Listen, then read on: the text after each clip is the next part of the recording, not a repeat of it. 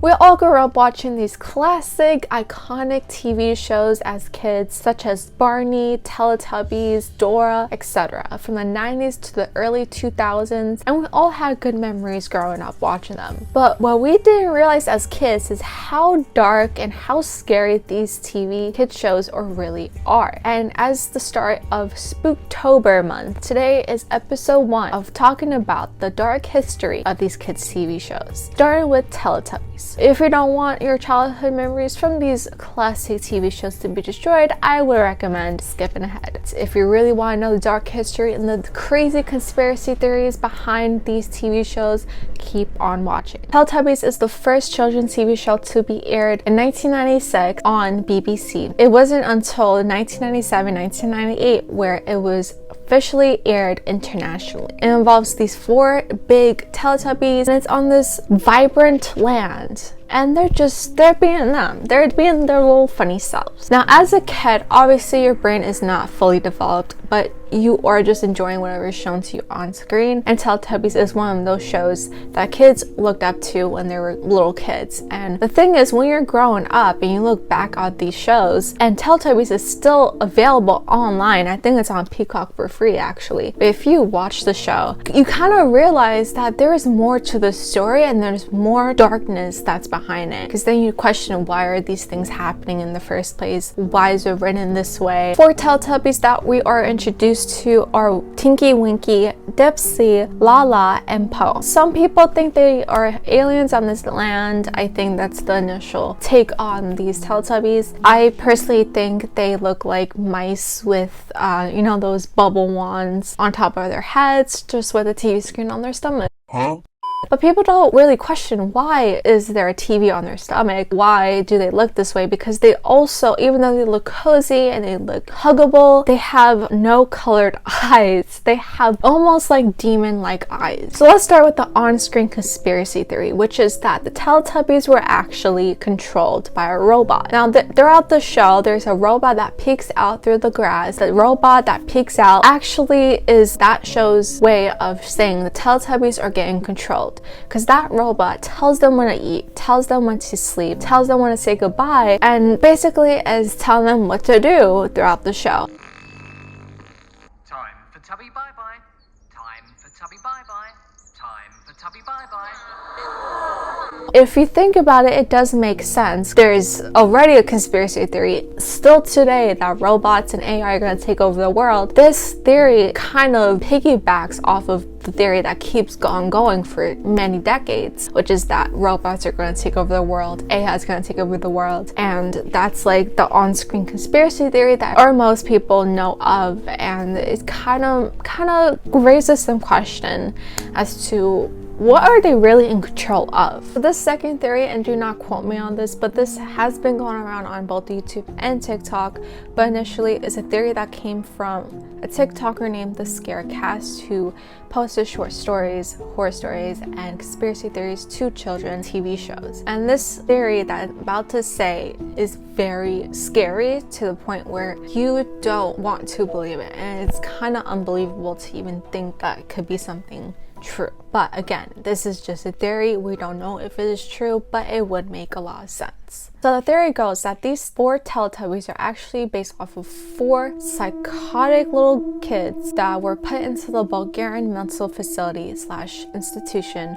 for psychotic children. I will play a clip to show you more in depth about these 4 little kids and more into the theory, more detailed theory. But the theory further goes as to saying a little boy who inspired Tinky Winky was actually a deaf child who suffered a frostbite from being outside chained to a fence. The next child is another little boy who suffered from starvation and laid in his own vomit for 4 days. And that little boy inspired Dipsy. The little girl who inspired Lala, I believe her name was actually Lala, was a officially disformed little girl who spent 5 years in isolation because of that. And then lastly comes Po. The little girl who inspired Po was accidentally burned in a fire, which I don't know how that could be something accidental, but regardless, that is something these are just the ways that supposedly these little kids have suffered. That's not how they died. And how they died actually connects to the appearance of the Teletubbies. Have you ever wondered why Teletubbies had the screens on their tummies? Well, that's because all these kids, these 4 kids, really loved watching their little mini TVs in the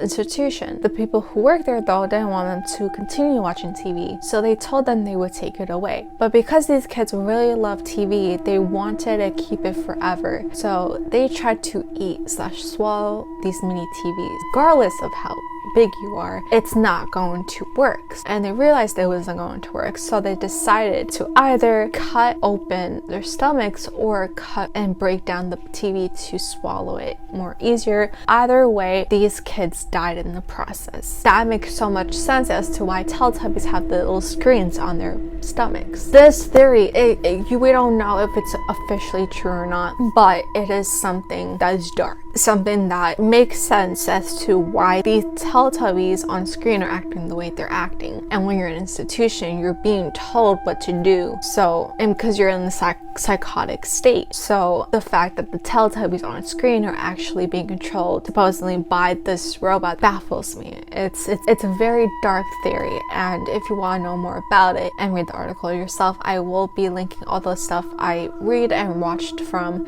in the description box below. Clip I'm about to show you is from ZZ's World on YouTube. He does more in-depth video about Teletubbies and the theories behind it. It could sound as unbelievable as you think. Not a lot of people do believe it. Just think back to the theory. There are people in institution who acts this way, but also has abusive caretakers. That could also be a part of as to why they're acting the way they're acting. But we don't know that. These theories are not 100% nor 50% confirmed, but it's just still crazy to think because it makes so much sense as to how that kind of connects to how the Teletubbies look and also how they act. Mental institute for kids with abusive caretakers. One of the kids was named Lala, and she had a facial deformity that made it look like she was always smiling, which could explain why the Teletubbies are seemingly always happy. She also couldn't speak Bulgarian, so the orderlies thought that she was speaking gibberish, which explains the Teletubbies' broken speech patterns. She spent her time dancing in her room to no music to cope with the isolation, and her skin was turning a sickly yellow from the lack of sunlight, explaining both Lala's yellow pigmentation and her love of dancing. Tinky Winky's purple comes from one time when he was locked outside by the caretakers, giving him a purple-hued frostbite. Dipsy's green coloration came from a lifetime of the caretakers forcing him to eat food that made him ill. And Po, or as she's known at the Institute, Polina, was a burn victim, causing her skin to look red. Kids' only source of distraction from the abuse that they received at the asylum was watching TV, and the director of the place was planning to get rid of the TVs in order to save on the electricity bill. In the past, the kids would eat their favorite toys to hide them from the orderlies, and thought they could do the same. But, as the original post explains, the televisions were only small enough to fit inside their stomachs, but they were still too big to eat. The next day, a horrific sight met the carers. The room had a heavy stench of blood. In the middle of the room lay Polina, Donka, Lala, and Toate. They'd each clawed out their own stomach. The blood-stained television sat inside their ripped-out bellies. Oh, and I forgot to say something. The institution that these kids supposedly went to is actually called La La Land. Now, there's no actual facility that is called La La Land. Maybe there was though. This could have been happening way before the 90s. However, if you do look up Bulgarian mental facility and type in La La Land, this pops up.